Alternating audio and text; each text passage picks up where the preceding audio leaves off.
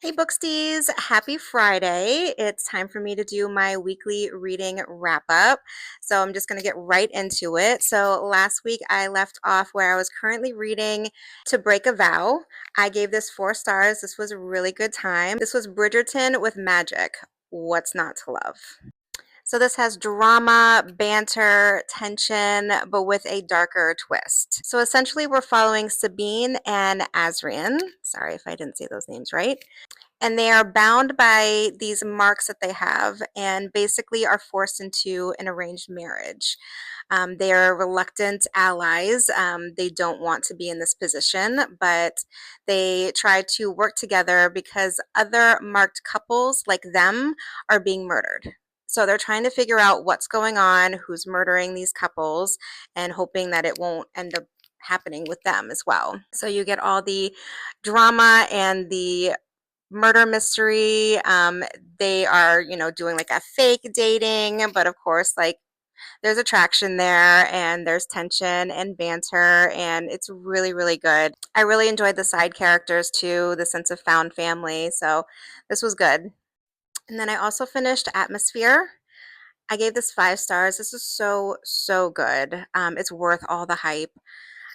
Basically, we follow Joan, who's the main character. She is one of the first female astronauts introduced into the NASA program in the early 80s. So it follows her and her journey of going through it. And she's a bit of a loner, kind of like an introvert. So she meets all of these new people in this program who quickly, become her found family. Essentially, they all get really close because they're spending a lot of time with each other and they're learning to trust each other with their lives. And she particularly gets very close with Vanessa. This is a story about self discovery, and she realizes that she has feelings for Vanessa. And they have to keep their relationship secret because it's the early 80s, and it's heartbreaking, but it's beautiful too, their love. And it's dual timeline, so the timeline is Joan going through and meeting all of her these new people, going through the NASA program, and then also you have a timeline where Vanessa is up in space and something happens to the spaceship and her crew. So there's a lot of like suspense going around with that. Very emotional. It's so, so good. I highly recommend. And then I was completely honored to be picked to be one of the ARC readers for The Dance with Death. This is the second and final book in the duology. The first one is The Dance of Lies. Loved it last year and I couldn't wait for this one. So when I was picked with NetGalley to read this arc, I was literally like squealing when I got the email. I couldn't believe it. I absolutely love this story. It picks up right where the second book leaves off. But you know what? I will say I loved how the author included a recap chapter at the very beginning. I think all romance authors need to be doing this. It's super, super helpful. I loved the world. The second book seemed a lot different than the first one, only because it's a completely different world. And then we have like lost memories. Vasily's fight to get Anton to, try to remember her again was I loved it so much. I love their banter. I believe it's not out until August, but if you haven't read the first one, you have plenty of time to until the second one comes out. But highly recommend. It's so, so good. And then I read The Darkest Gift. I gave this 3 stars. This is a dark YA fantasy. It's kind of marketed as a dark academy, but it's not. They're at the academy for just a little bit in the beginning, and then they're kind of forced into this new sun shadow world. But it follows Amanda and her boyfriend Eric, and I didn't like the names. So they are essentially thrown into this new world, and then Eric gets cursed. And if they don't find or remove the curse, he's going to die.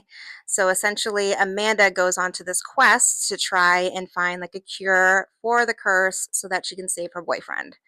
On the way, she meets Martyr. I hope I'm saying that right. He is a prince in this world, and ultimately he helps her on this quest to get the curse to save her boyfriend. But there's chemistry between them, and there's tension and turning into like a love triangle. The reason I gave this 3 stars is there was a lot of description in it, which made some parts boring, and I wanted more of the unicorns. But yeah, it didn't really read as a YA. The only YA was probably like the names of the characters and the names of the places too. Like those were kind of off-putting for me. And then I read Shadows and Secrets. I gave this 5 stars. This was so, so good. This follows Hunter, who is one of my favorite FMCs written in a while. She is a badass assassin who basically hates Fae, and she is assigned to kill the Fae Prince. Long story short, she's forced into a conclave with other mortal women and some Fae warrior women.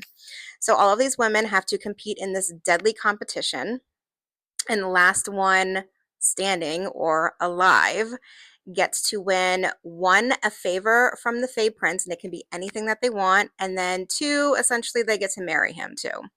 Well, Hunter is not interested in marrying him, but she does want the favor for him because her sister back home is deathly ill, so she wants to use the favor to save her sister.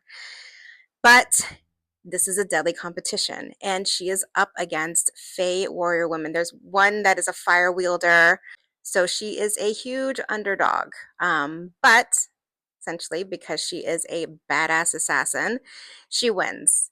And the banter between her and the Fae Prince, because she absolutely hates the Fae, but she's got this attraction to him and she can't stay away from him. And he is so completely down bad for her. It's so good. Amazing. I cannot wait for the second one. I highly recommend.